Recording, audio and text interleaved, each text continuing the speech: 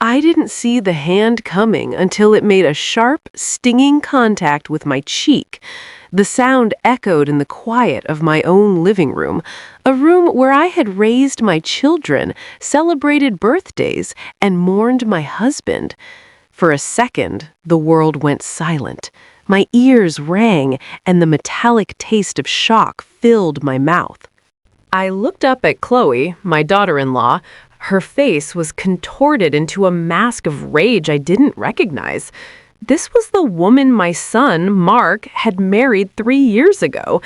This was the woman I had welcomed with open arms, the woman I had given my heirloom engagement ring to.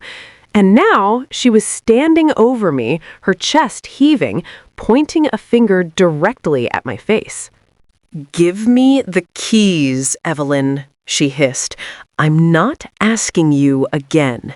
This house is far too big for one old woman, and Mark and I are done living in that cramped apartment while you sit here in a museum. Hand them over." I was 72 years old. I had never been struck by another human being in my entire life, not by my parents, not by my late husband, and certainly not by my children. My hand went to my face, feeling the heat rising beneath the skin. "Chloe," I whispered, my voice trembling, "get out of my house." "Your house?" She laughed, a cold, jagged sound. "Mark is your only heir. It's basically his anyway. We're just moving up the timeline. You can move into that assisted living place we looked at last month. It's settled. Now the keys. I know you keep the spares in the ceramic jar by the door." She stepped toward the hallway, and I felt a surge of adrenaline I hadn't felt in decades. This wasn't just about a building. This was about my dignity. This was about the memory of my husband, Frank, who had worked 2 jobs for 40 years to ensure we never had to worry about a roof over our heads. To understand how I ended up on my floor, nursing a bruised face and a broken heart, you have to understand the last 3 years. When Mark first brought Chloe home, I wanted to love her. Mark had always been a sensitive boy, a bit of a pushover, if I'm being honest. He had struggled after his father passed, and when he met Chloe, he seemed to find a new spark. She was ambitious, sharp, and very beautiful. At first, the red flags were small. She'd make comments about my clutter, which were actually photos of my grandchildren and Frank's old book collection. She'd suggest that I should simplify my life. Then it turned into financial advice. She started asking about my savings, my pension, and most importantly, the deed to the house. Mark would sit there, staring at his plate, never saying a word. I'd catch his eye, hoping for a defense, but he'd just offer a weak smile and change the subject. Things escalated 6 months ago when Chloe lost her job at the marketing firm. Suddenly, their cramped 2-bedroom apartment wasn't good enough. They started coming over every Sunday, not to visit, but to scout. Chloe would measure the windows. She'd talk about knocking out the wall between the kitchen and the dining room. "It would be so much more open concept, don't you think, Evelyn?" she'd say, trailing her manicured nails along the wallpaper I'd picked out with Frank in 1995. I always laughed it off. "Well, it's a good thing I like it closed off then, isn't it?" I'd reply, trying to keep the peace. But today, Mark wasn't here. He was away on a business trip, and Chloe had shown up unannounced. She didn't come for tea. She came with a folder of paperwork, transfer of deed documents, and a demand. When I told her, firmly and clearly, that I would be staying in my home until the day I was carried out in a pine box, she snapped. After she slapped me, Chloe didn't leave. She began rummaging through the ceramic jar. I heard the clink of metal. She found them. She held up the brass ring of keys like a trophy. I'm taking these, she said, and tomorrow I'm bringing a locksmith to change the deadbolts. Mark will handle the legal side. Don't make this harder than it has to be, Evelyn. You're getting old. You're getting forgetful. It wouldn't be hard to prove you're no longer capable of managing a property of this size. She walked out the front door, slamming it so hard a picture frame fell off the wall. The glass shattered. It was a photo of Mark's graduation. I sat on the floor for a long time. My knee ached and my face throbbed. But as the shock faded, a cold, hard clarity took its place. They say you should never provoke a woman who has nothing left to lose, but they forget about the women who have everything to protect. I got up. I didn't cry. I went to the kitchen, poured myself a glass of water, and picked up the phone. I didn't call Mark. If I called Mark, he'd make excuses for her.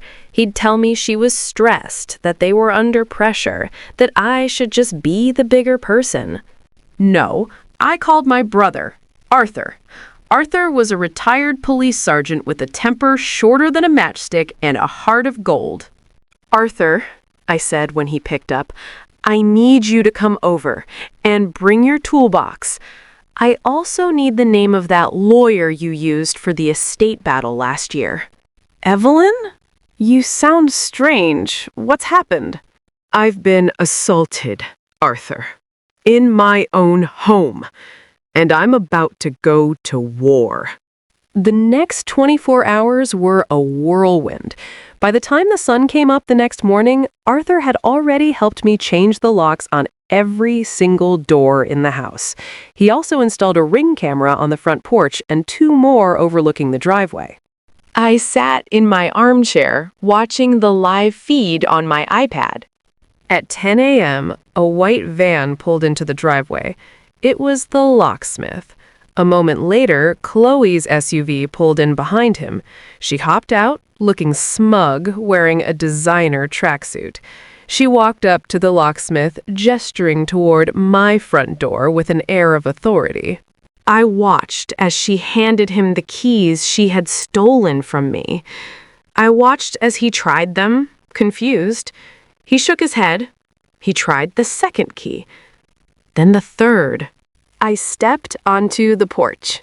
The look on Chloe's face when she saw me was priceless.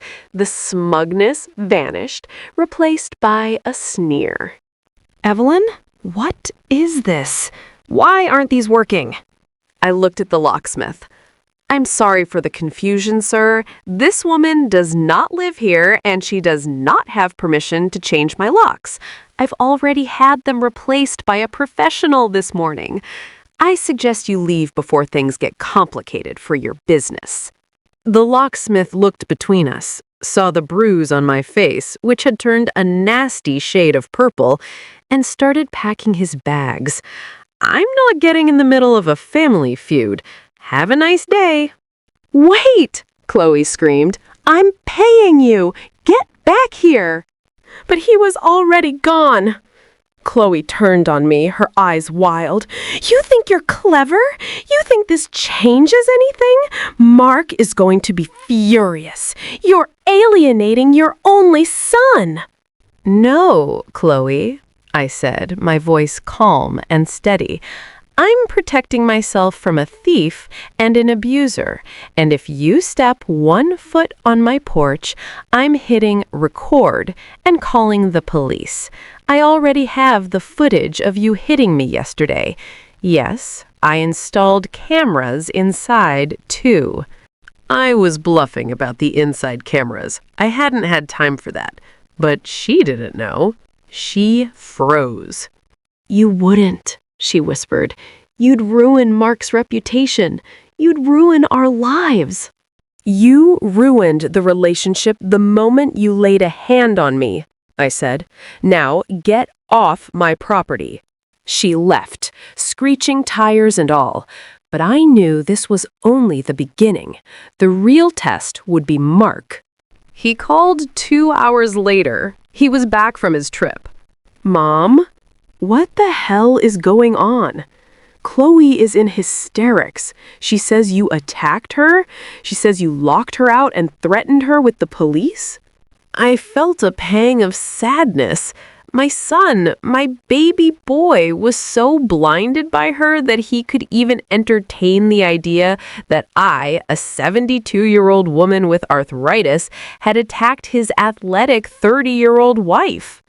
"Mark," I said, "I want you to come over. Alone. If Chloe is in the car, I won't open the door. If you want to hear the truth, you'll come by yourself." "Mom, this is ridiculous." "Alone, Mark. Or we can talk through our lawyers." That got his attention. When Mark arrived, he looked haggard. He sat on the sofa, the same sofa where he used to open Christmas presents. I didn't offer him tea. I didn't offer him cookies. I sat across from him and turned on my iPad. I had recorded the audio of our encounter the day before on my phone. I'd hit record the moment she started yelling. I played it for him.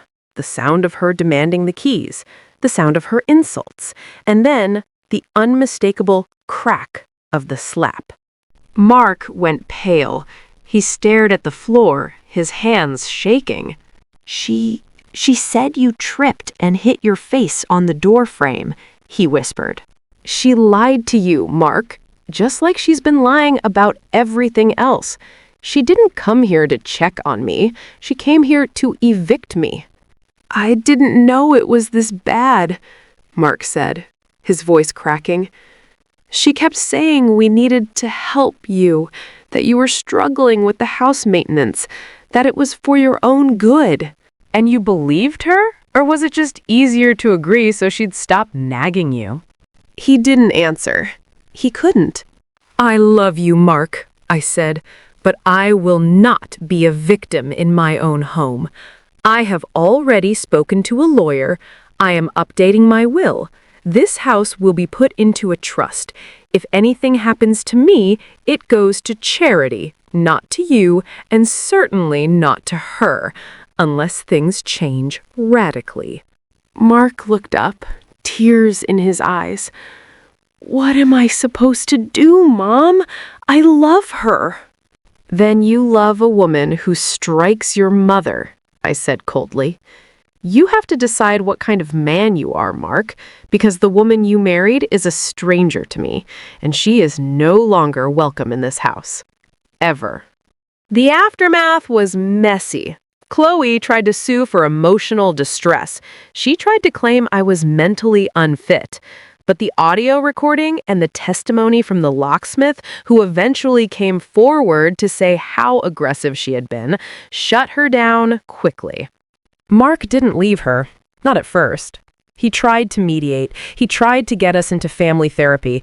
I refused. You don't go to therapy with someone who steals your keys and hits you. You set boundaries. I spent the next year reclaiming my life. I joined a garden club. I traveled to Italy with Arthur. I turned Chloe's planned open-concept kitchen into a beautiful, cozy baking nook where I taught my neighbors' kids how to make sourdough. Eventually, the strain of Chloe's true nature became too much for Mark to ignore. When she couldn't get my house, she turned her sights on his 401k.